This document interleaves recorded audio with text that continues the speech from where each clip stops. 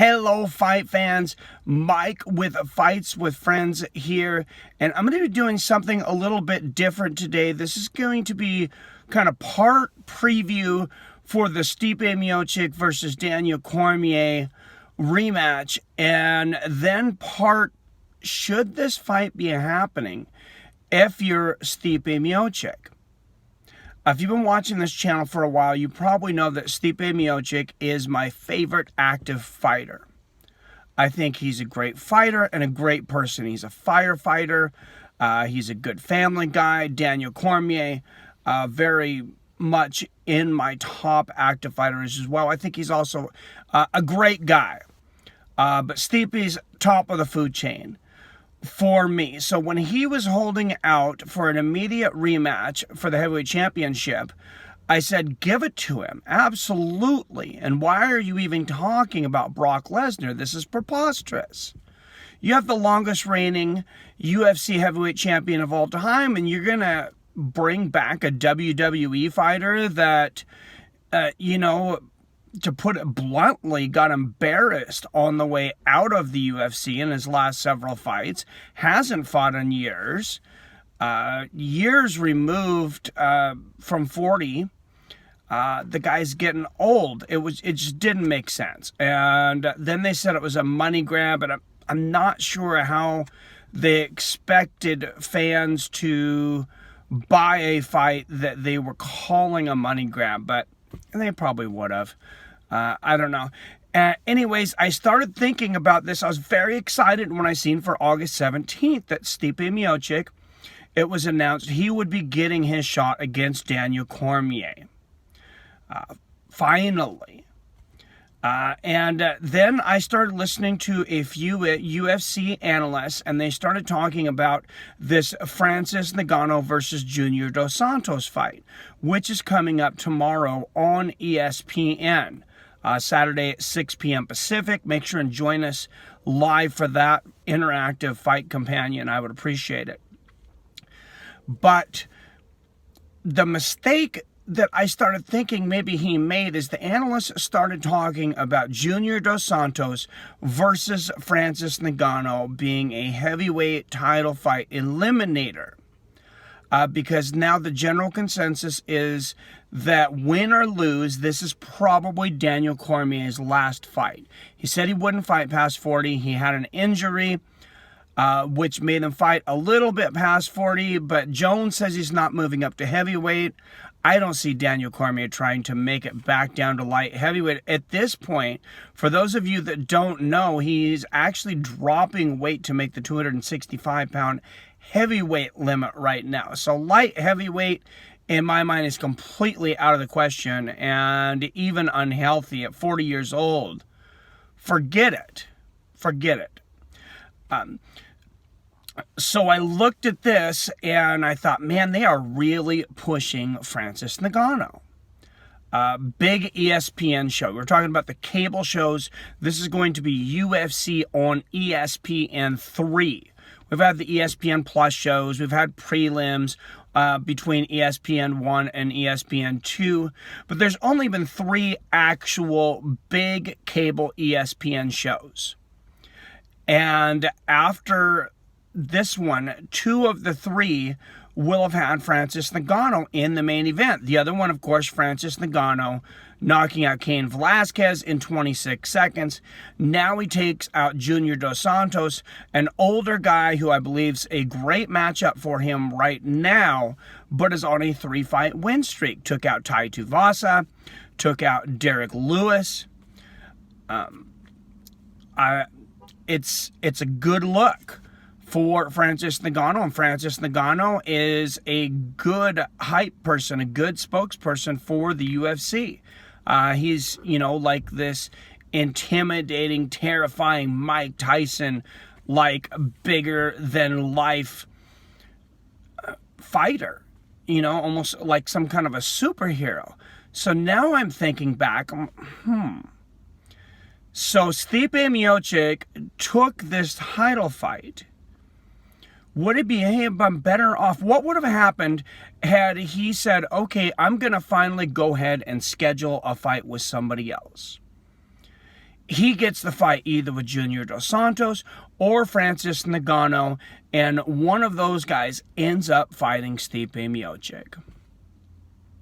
Francis, that's a very, very bad matchup for him. If you think Stipe took him down at will and wore him out, imagine what Daniel Cormier is going to go do to him. Daniel Cormier is the greatest wrestler in the history of the heavyweight division, in my opinion. And I would really like to see you argue that. I don't think there's an argument against it. Then Stipe is fighting, whoever he ends up fighting, it's a guy he already beat. Of course, he dominated Francis Ngannou, wasn't able to stop him, but dominated him for 5 rounds, a lot of 10-8 rounds in there, just an absolutely a wash on the cards, to the point that it almost ruined Francis's career. You've seen how, mentally damaged he was after that fight when he took the next fight against Derek Lewis. Then you have Stipe.